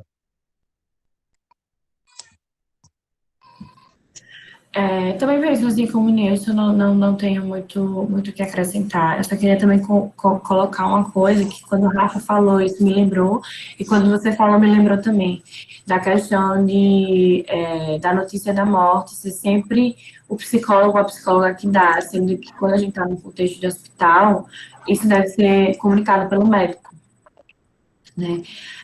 Eu não sei muito bem se isso é algo regulamentado, mas, assim, isso não é exclusivamente uma tarefa da psicologia, né? Até porque quem entender o caso de forma completa, de forma... no caso mesmo da pessoa, da doença que ela estava vivenciando, do motivo da sua hospitalização, é a medicina, né? Que sabia que deve isso ser comunicado, e aí isso acaba sendo jogado pela psicologia, porque a gente, de certa forma, sabe cuidar, sabe resolver, sabe curar esses sentimentos que vão vir, né? Então é isso também, isso é uma coisa também que a gente sempre deve ter em mente e tomar cuidado também para não delegar, desculpa, gente, para uma função só da psicologia, sendo que isso é algo que atravessa todas as áreas da saúde. E muitas vezes, assim, comentando sobre isso, do médico colocar o psicólogo, né, para dar a notícia, é o médico ou a médica que estão acompanhando aquele caso, né, que tem o vínculo com aquele paciente. Importante seria realmente que ele comunicasse, assim, essa, essa, essa situação do diagnóstico, né? Mas aí, dentro da dificuldade, é a gente ir para o debate, criar espaços de formação para falar sobre isso. Penso também que é um desafio, né, até no próprio contexto hospitalar, assim, a equipe conseguir se reunir para dialogar sobre determinadas questões, mas a educação permanente em saúde está aí para isso, né? A gente tem que continuar investindo nessas vias de diálogo. E aí a gente já deixa o gancho para a Vanessa amanhã, que vai falar um pouco Sim, da experiência dela como psicóloga hospitalar, né? E a formação que ela tem em tanatologia, do manejo do luto. Então a gente já deixa esse gancho aí olha aí o link, né? Para a Vanessa amanhã, que vai ter um encontro muito rico. Vanessa tem bastante experiência nessa área e acredito que mais ainda nesse contexto, né? Já que ela é profissional da saúde e está na linha de frente, diante de tudo que está acontecendo. E é isso. Sobre a questão do suicídio, né, que Ju falou também, realmente, assim, a gente se depara com esse cenário em que é um tabu falar sobre morte e sobre suicídio. Existe um tabu maior ainda, talvez, né? Existe um certo estigma de que falar sobre isso pode, de certo modo, incentivar, então a questão acaba caindo no silêncio, no tabu. A questão que eu vejo, e que a própria literatura traz também, é que, sim, é importante falar sobre o tema, mas falar com cuidado e falar com cautela, né? Falar com responsabilidade sobre essa questão. E sobre essa situação do luto por suicídio, nesse livro que eu mostrei para vocês antes, Vida, Morte e Luto, Atualidades Brasileiras, ele tem 2 capítulos que falam sobre isso, são bem bons.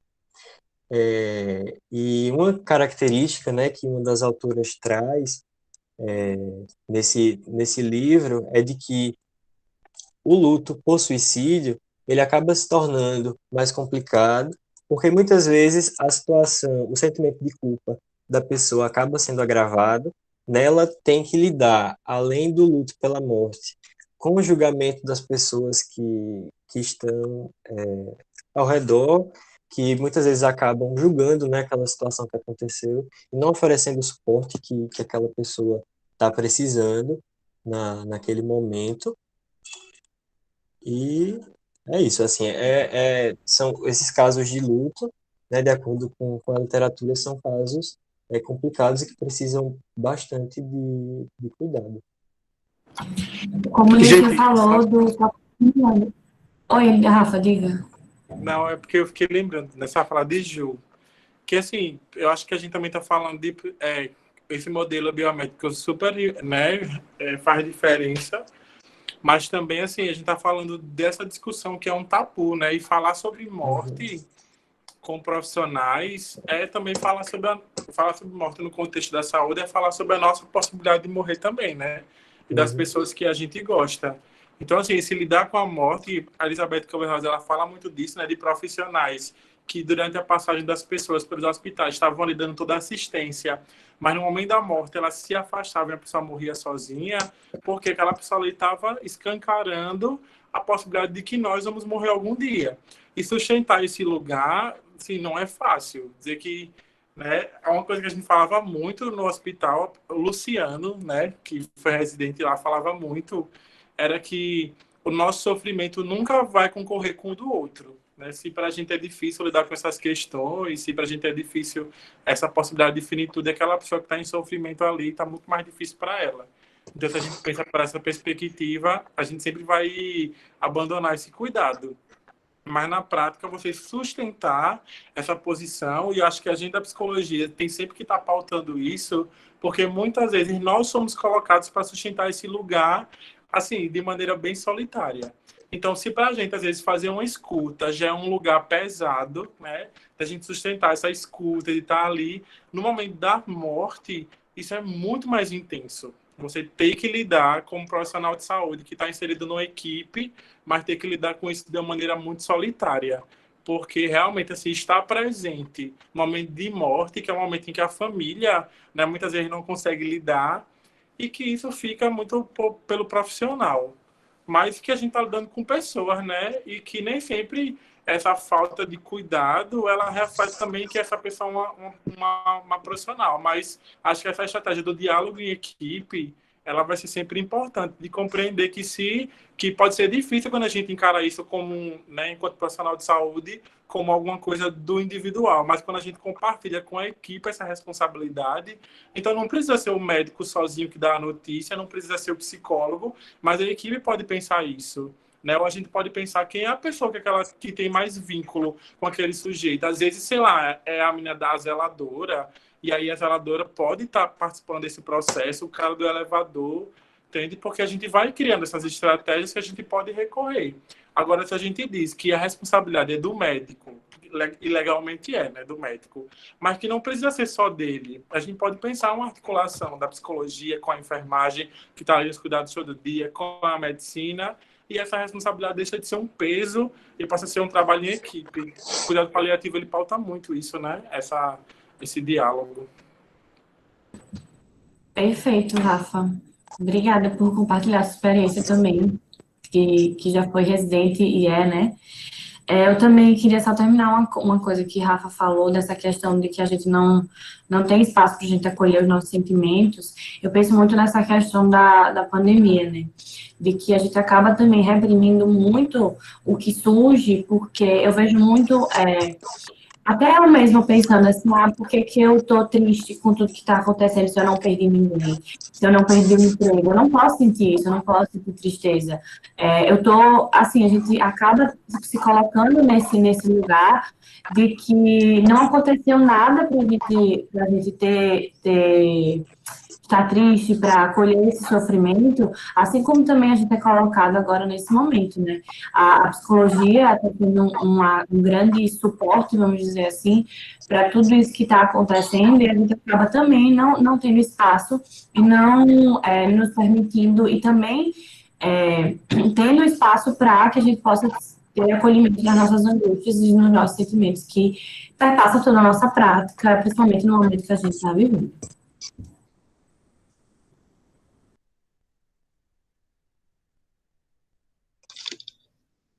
Pronto. Eu acho que estamos encerrando, não é isso?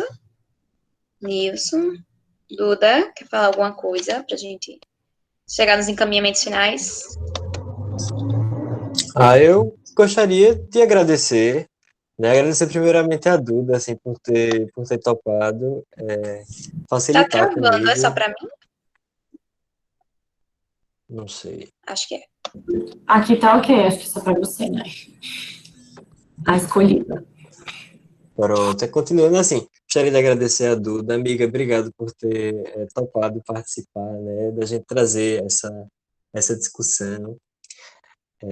Duda foi minha parceira durante toda a graduação, no estágio a gente acabou se aproximando mais, né, então, e quando eu fiz esse convite para ela, para a gente facilitar esse momento, ela já topou de primeira, já disse, vamos construir junto, e foi muito massa.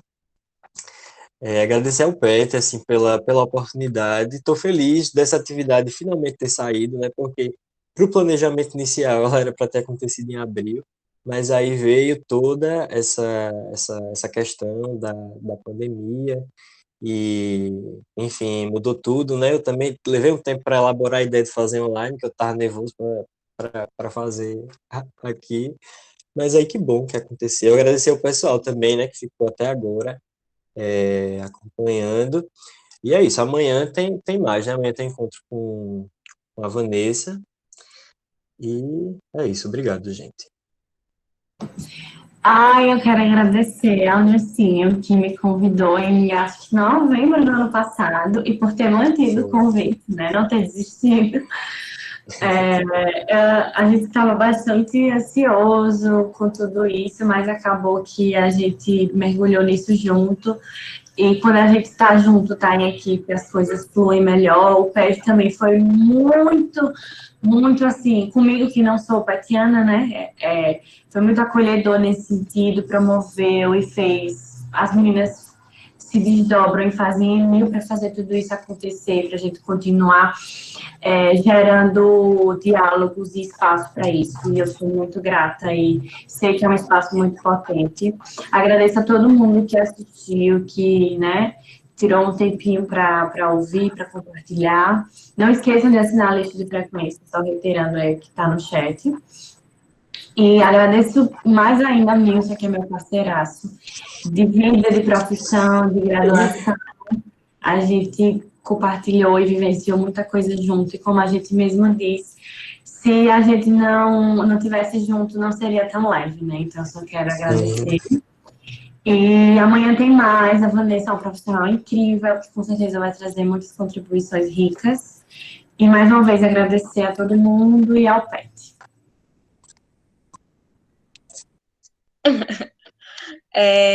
Então, como a gente falou no começo, né?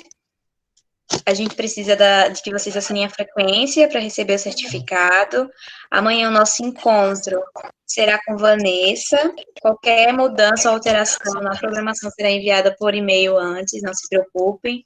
Hoje a gente teve um probleminha com o link, mas logo foi sanado. Espero que não tenha, de alguma maneira, prejudicado alguém, tenha chegado atrasado na atividade. Nosso Instagram, nosso e-mail está aberto para qualquer dúvida com relação à atividade ou outras atividades do PET. Será amanhã o mesmo horário, né? Eu acho que eu já falei isso, de 19 horas até as 9, com a Vanessa, que é psicóloga da HU. E eu acho que é isso. Mas, estou esquecendo de alguma coisa, PET Psicologia. É verdade, Luan, que o PET Psicologia tem um podcast. Esse podcast tem uma próxima pauta, que está em todas as plataformas digitais, caso você queira escutar. Depois a Luciane não está conseguindo assinar o nome dela. Alguém do PET pode colocar lá na lista? Coloca no chat o nome, que aí a Sá e o pessoal que está cuidando da questão da frequência vai dar uma olhada, tá certo? Coloca seu nome no chat. Hoje... E o podcast do PET. E ouçam o podcast do PET, participem de todas as atividades, nos sigam no Instagram. Curte a live. É isso, gente. Espero que tenha sido massa esse encontro. Amanhã a gente tem mais. E é isto, né? Pronto. Boa noite. Então, beijinho. Boa noite. Boa noite, gente. Lavem as mãos, acendam o luz. Isso, usem máscara. E usem máscara. Isso. Boa noite, gente. Tchau.